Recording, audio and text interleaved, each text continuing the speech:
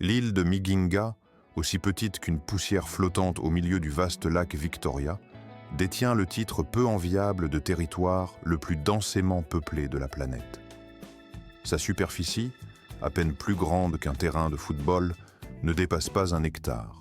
Mais cette minuscule étendue de terre a suscité des querelles virulentes entre plusieurs nations, provoquant des tensions diplomatiques et des confrontations qui ont marqué l'histoire récente de la région.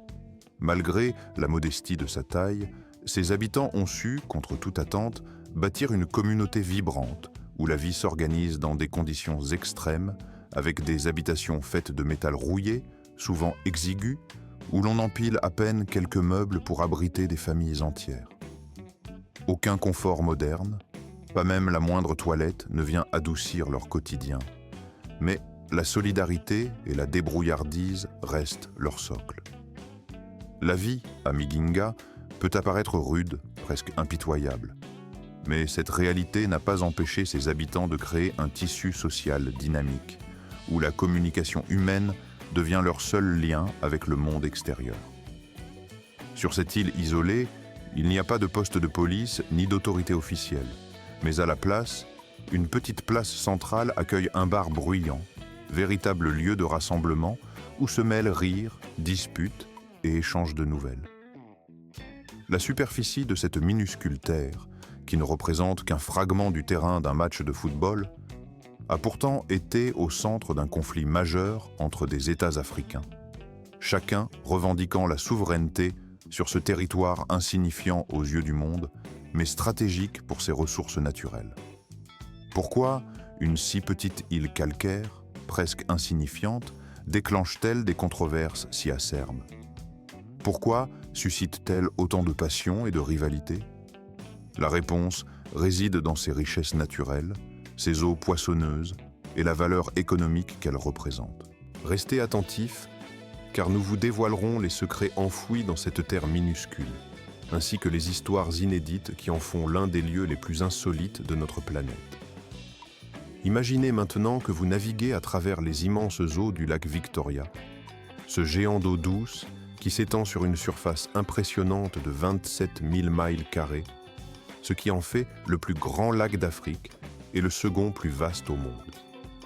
Ce lac, véritable poumon économique et écologique, fournit la vie à des millions de personnes réparties entre l'Ouganda, le Kenya et la Tanzanie. Et, niché au cœur de cet océan intérieur, se trouve un minuscule grain de terre, une île qui semble presque insignifiante dans cette immensité, Miginga. Sa taille ne dépasse pas 1 hectare, bien moins qu'un terrain de football. Et pourtant, son histoire dépasse de loin sa modeste superficie. Miginga se trouve au centre d'une zone de pêche exceptionnellement riche, entourée d'eau regorgeant de poissons, notamment le perche du Nil. Un poisson très prisé, tant pour sa chair que pour sa valeur commerciale. La région est célèbre pour ses ressources halieutiques abondantes, qui ont transformé l'île en une véritable mine d'or, provoquant des revendications conflictuelles entre l'Ouganda et le Kenya, tous deux désireux de contrôler cette source précieuse de revenus. Cependant, il fut un temps où Miginga n'était qu'un rocher isolé, entouré de superstitions et de craintes ancestrales. Les habitants de l'époque croyaient que des esprits malveillants habitaient ces eaux, et personne n'osait s'en approcher de peur d'attirer leur colère. C'est seulement dans les années 90 que la donne changea radicalement. Un groupe de pêcheurs audacieux, bravant leur peur, s'aventura dans ces eaux et fit une découverte capitale. Une abondance de poissons, un véritable trésor naturel. Leur récit se répandit rapidement, attirant des chercheurs d'or, des pêcheurs et des aventuriers venus du Kenya, de l'Ouganda et de Tanzanie, tous attirés par la promesse de richesse. Aujourd'hui, Miginga est devenue un exemple éclatant de résilience et d'ingéniosité humaine. De territoire oublié, elle s'est métamorphosée en une communauté florissante, où la vie s'organise au rythme des marées et des prises de pêche. Entourée par les eaux riches en nutriments du lac Victoria, la petite île est devenue un centre névralgique pour la pêche, notamment pour la capture du perche du Nil, un poisson à la chair savoureuse, très recherché sur les pêcheurs de Miginga, se trouvent au cœur d'un paradoxe saisissant, car leur revenu hebdomadaire dépasse souvent de 3 fois celui de leur homologue du continent en un seul mois. Cette réalité étonnante s'explique par la demande insatiable, tant en Europe qu'en Asie, pour le poisson provenant du lac Victoria, une ressource précieuse qui génère chaque année plus de 500 millions de dollars pour l'économie locale.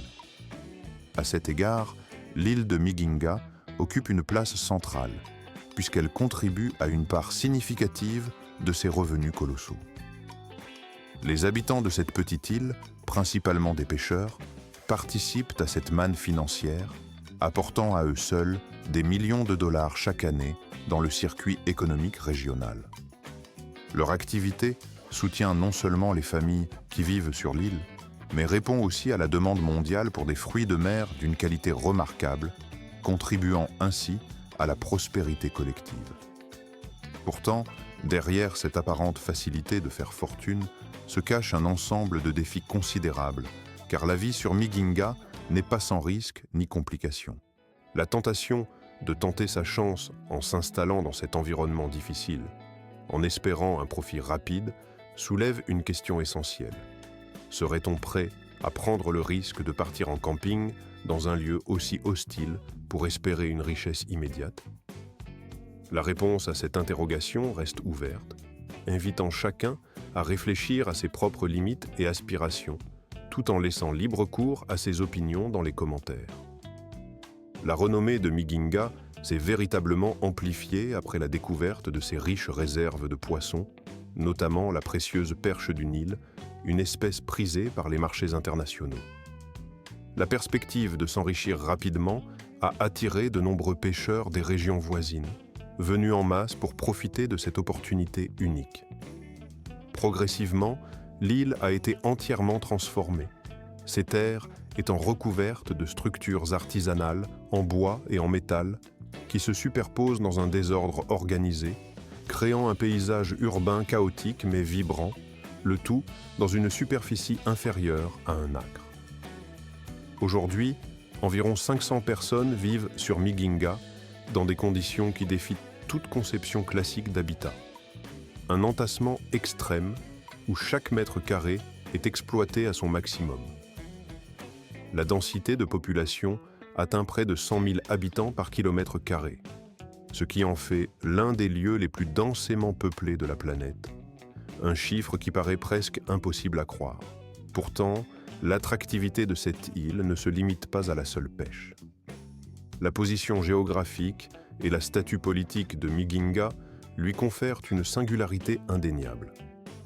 Opérant en grande partie en dehors des cadres classiques du gouvernement, l'île ne nécessite pas de visa pour y accéder, et le commerce y est pratiqué avec une relative liberté, presque sans contrôle officiel.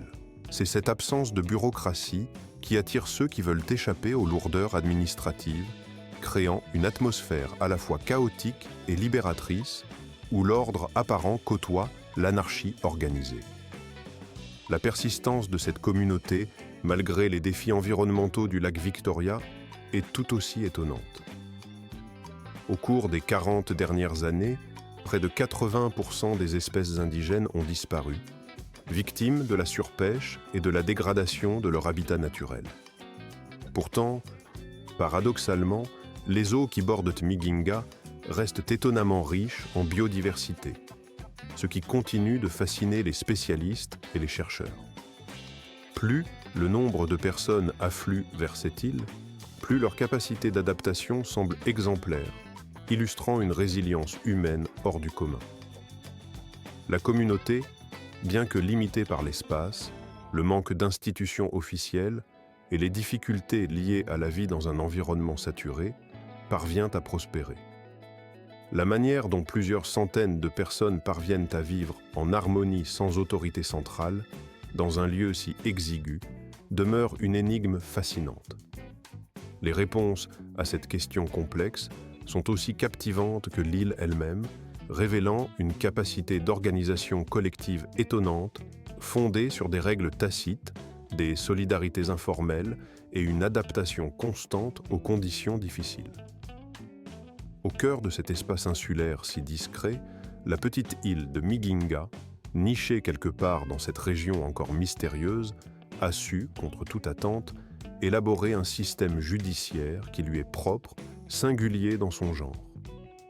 En dépit de l'absence d'une autorité centrale ou d'un gouvernement officiel, ses habitants ont su tisser une organisation communautaire solide, fondée sur la confiance mutuelle et la responsabilité partagée. Plutôt que de sombrer dans le chaos ou de dépendre de structures extérieures, ils ont instauré des pratiques de gouvernance basées sur des réunions régulières, ouvertes à tous, où chaque voix pouvait s'exprimer librement, où chaque opinion pouvait être entendue. Ces assemblées, véritables agora locales, permettaient de débattre, de prendre des décisions par consensus, dans un esprit de solidarité et d'écoute attentive. Ce mode de gestion, qui peut sembler rudimentaire aux yeux du monde extérieur, s'est révélé étonnamment efficace pour maintenir un ordre social stable et pacifique. Depuis le début des années 90, cette organisation informelle a permis de réduire la criminalité à un niveau remarquable. Seuls quelques cas de vols mineurs ont été enregistrés et la majorité des infractions étaient traitées sur place, rapidement et simplement, souvent par des mesures punitives qui allaient du simple rappel à l'ordre à une correction physique, comme une sévère tape avec une canne. La rapidité de ces sanctions, accompagnée d'un sens aigu de la responsabilité collective, contribuait à dissuader les comportements déviants tout en renforçant la cohésion communautaire. Ce système en constante évolution témoigne de la capacité d'une petite communauté soudée à fonctionner harmonieusement sans recourir aux structures judiciaires classiques, démontrant ainsi la puissance de la coopération et de la responsabilité individuelle. Cependant, derrière cette façade de tranquillité, une tension sourde couvait, alimentée par des enjeux géopolitiques et économiques d'une ampleur insoupçonnée. La question territoriale entre le Kenya et l'Ouganda sur la possession de Miginga n'est pas simplement une querelle de frontières. Elle représente une lutte acharnée pour la survie dans une région où les ressources naturelles se raréfient rapidement sous la pression croissante des enjeux économiques mondiaux. La zone riche en ressources halieutiques, notamment ses abondants stocks de perches du Nil, a transformé cette petite île en un point stratégique précieux, convoité par plusieurs acteurs. La prospérité apparente a néanmoins attiré des dangers plus tangibles. Pirates, armés de leur cruauté et de leur impunité, ont commencé à rôder dans la région, menaçant la sécurité des pêcheurs et des populations locales. Au début des années 2000, alors que la population insulaire s'accroissait, cette menace piraterie s'est intensifiée, plongeant les habitants dans la désespérance. Face à cette escalade, l'Ouganda a décidé d'intervenir, envoyant ses gardes-côtes pour assurer la sécurité de Miginga. Mais cette intervention, si elle visait à protéger, a rapidement dégénéré en un nouveau conflit. Les habitants, habitués à leur autonomie et à leur mode de vie, ont été contraints de payer des impôts à une autorité étrangère, ce qui leur semblait lourd, injuste et contraire à leur habitude. La tension entre la population locale et les forces ougandaises a alors pris de l'ampleur, perturbant la pêche, détruisant des biens, exacerbant la crise sociale et économique. La situation n'a cessé de se dégrader, alimentant des différends sérieux entre les communautés kenyanes et ougandaises installées sur l'île. Chacune des parties revendiquait avec acharnement la propriété de Miginga, invoquant des droits historiques ou des accords non respectés. Ce conflit, qu'on pourrait qualifier de la plus petite guerre d'Afrique, persiste encore aujourd'hui, sans qu'aucune solution durable n'ait été trouvée. Les deux nations continuent de défendre farouchement leurs prétentions, rendant ce différend aussi complexe qu'urgent. La petite île, qui ne mesure guère plus qu'un caillou au milieu de l'océan, est devenue le symbole d'enjeux bien plus vastes, illustrant à quel point la possession de cette terre insignifiante cache des enjeux stratégiques, économiques et politiques d'une envergure considérable. La question demeure: que faudra-t-il pour qu'un jour, cette querelle de plusieurs décennies trouve enfin une issue durable, apaisant les tensions et permettant aux habitants de vivre en paix, dans un esprit de coexistence et de respect mutuel. L'île de Miginga, aussi petite qu'elle puisse paraître à première vue, est en réalité un véritable concentré d'énergie, de vitalité et d'activité incessante. Un lieu qui, malgré sa minuscule superficie, parvient à se hisser parmi les endroits les plus surprenants et fascinants de toute la planète. Son charme unique réside dans sa remarquable capacité à prospérer, à fleurir, même face aux circonstances les plus difficiles, défiant ainsi tous les stéréotypes qui voudraient que la taille d'un territoire limite nécessairement son dynamisme et sa richesse. La pêche constitue le socle principal de l'économie locale, un secteur qui occupe une place centrale dans la vie quotidienne des habitants. Les eaux du lac Victoria, qui entourent l'île de Miginga, regorgent de poissons précieux, notamment ceux du Nil, dont la présence abondante confère à la communauté une ressource vitale, source de subsistance et de commerce. Pourtant, la vie sur cette petite île ne se limite pas exclusivement à cette activité. L'économie informelle y a également trouvé un terrain fertile pour se développer, créant un tissu économique parallèle mais essentiel.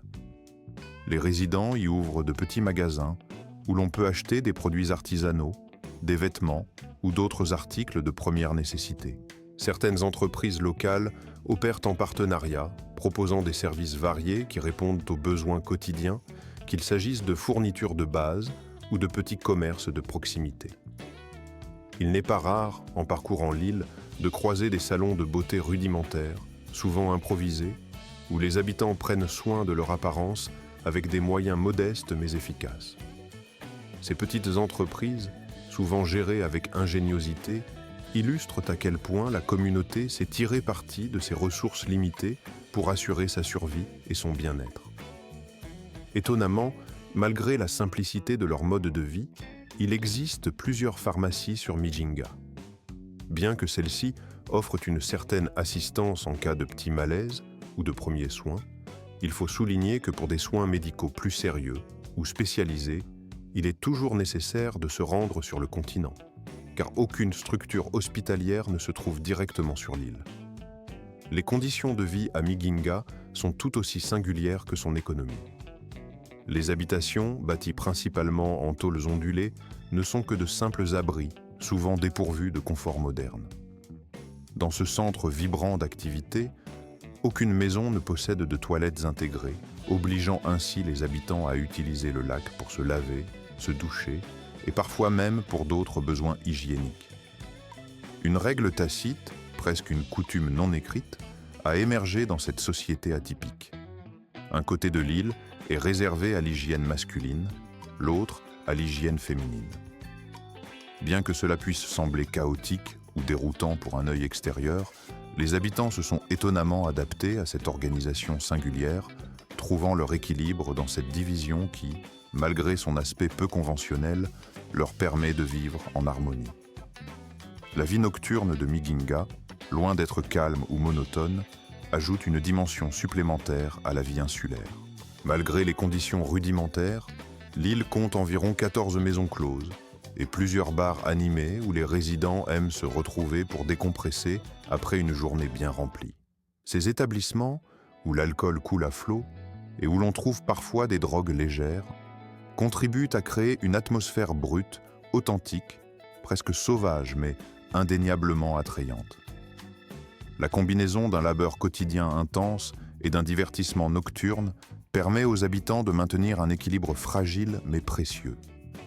Au-delà de ses frontières, Miginga attire également des touristes audacieux, curieux de découvrir cette histoire insolite, de vivre au rythme effréné de sa vie et de voir de leurs propres yeux le différend territorial qui oppose le Kenya et l'Ouganda, tous deux revendiquant cette minuscule parcelle de terre. Avec une superficie qui ne dépasse pas un demi-acre, cette île prouve que l'esprit de résistance et la volonté de vivre peuvent s'épanouir même dans les endroits les plus improbables, les plus inattendus. Oseriez-vous poser le pied sur cette île insolite, témoin d'une réalité à la fois rude et fascinante ? La vie sur Miginga peut sembler dure, mais nul ne peut nier qu'elle n'est jamais ennuyeuse.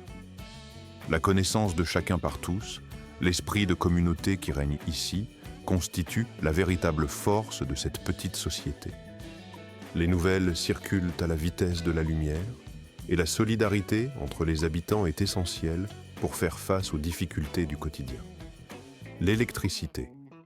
Après de nombreuses heures passées à lancer leurs lignes dans les eaux calmes du lac Victoria, ces pêcheurs, fatigués mais pleins de détermination, cherchent refuge dans de petits établissements où l'ambiance, bien que bruyante, regorge d'une chaleur humaine sincère. Ces lieux, qu'il s'agisse de restaurants minuscules, de bars animés ou même de casinos improvisés, jouent un rôle essentiel dans la vie de cette communauté insulaire. Ils deviennent des espaces où la solidarité se tisse, où la résilience se mêle à la joie simple de partager un moment de convivialité, créant ainsi un tissu social indissoluble. La vie sur cette petite terre, entre épreuves et soutien amical, devient une source d'inspiration, une preuve que la ténacité et le sens de la communauté peuvent transformer même les conditions les plus difficiles en un quotidien lumineux et porteur d'espoir, comme nul autre endroit ne pourrait l'incarner. Malgré la superficie modeste de l'aire de stationnement, qui ne dépasse guère la moitié d'un terrain de football, la diversité culturelle qui s'y déploie est étonnamment riche. Des pêcheurs venus du Kenya, d'Ouganda et de Tanzanie ont façonné ce minuscule morceau de terre en un véritable creuset de culture. Ici, les langues se mêlent, le swahili, l'anglais, le luganda, ainsi que de nombreux dialectes locaux flottent dans l'air, témoignant d'un melting pot vibrant. Ensemble, ces voix variées forment une mosaïque unique, reflet fidèle de la richesse culturelle de la région est-africaine. Cette vie migratoire, si humble soit-elle, incarne la force de la résilience humaine et la capacité d'adaptation face à un environnement souvent hostile. Avec des ressources limitées, les habitants ont su bâtir un mode de vie fondé sur un esprit communautaire renforcé par la solidarité quotidienne. La communication constitue la pierre angulaire de leur existence, permettant à chacun de se sentir relié, même dans la simplicité apparente de leur quotidien. Sur cette petite île, 5 bars animés ponctuent le paysage, autant de lieux de rassemblement où les habitants viennent échanger des histoires, rire aux éclats ou simplement partager un moment de complicité. Ces endroits, vibrants de vie, servent de refuge où la convivialité se manifeste dans chaque verre levé, chaque récit raconté. Pour les visiteurs, il existe également de modestes hôtels, aux conditions simples mais chaleureuses, témoignant d'une hospitalité sincère qui contraste avec l'isolement apparent de cette zone de pêche. Même si l'électricité n'est pas toujours fiable, si Internet reste rare ou difficile d'accès, et si le divertissement moderne semble hors de portée, ces hommes et ces femmes savent puiser dans la simplicité pour trouver de la joie. Leur capacité à instaurer une atmosphère chaleureuse et accueillante dans un espace aussi réduit force le respect, révélant une force intérieure insoupçonnée. L'île de Miginga ne se limite pas à être une simple point sur la carte du lac Victoria. Elle incarne une réalité vivante, illustrant comment des personnes issues de cultures différentes peuvent coexister en harmonie, mêlant tradition et mode de vie dans une communauté soudée et résiliente.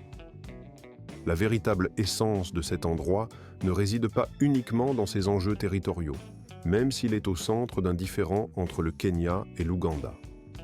Elle réside dans la capacité des habitants, peu importe leur origine, à vivre ensemble dans la paix, à partager leurs ressources et à bâtir une vie commune malgré les tensions politiques qui peuvent parfois agiter leur environnement. Les Kenyans et les Ougandais partagent quotidiennement leur vie, cuisinant côte à côte, échangeant des rires et des regards complices autour de plats simples mais emblématiques. Le poisson frais, accompagné de pommes de terre, est devenu le symbole de cette fraternité naissante, un symbole d'unité face aux divisions et aux conflits qui agitent la région. Au cœur du dédale de petites huttes qui composent l'île, certains bâtiments clés se dressent comme des témoins silencieux de l'ordre et de la foi qui soutiennent cette communauté fragile. la poste de police, établie par l'Ouganda, une petite église, une mosquée, autant d'étapes qui renforcent le sentiment d'unité et d'espoir. Ces lieux, bien que modestes, jouent un rôle crucial dans le maintien de la stabilité et de la cohésion sociale, apportant un peu de lumière dans un environnement qui, souvent, semble coincé entre deux nations. Malgré l'attrait indéniable qu'exerce Migingue en tant que destination touristique, une règle étrange et strictement respectée limite la durée du séjour des visiteurs à une seule journée. Cette restriction soulève bien des interrogations, d'autant plus que l'île, soigneusement entretenue, bénéficie d'un haut niveau de sécurité, ce qui contraste avec la brièveté du passage des touristes. La question de cette limitation demeure d'autant plus intrigante que le différend territorial opposant Migingue à une autre entité n'a pas été résolu depuis des années, laissant planer une atmosphère d'incertitude et de tension.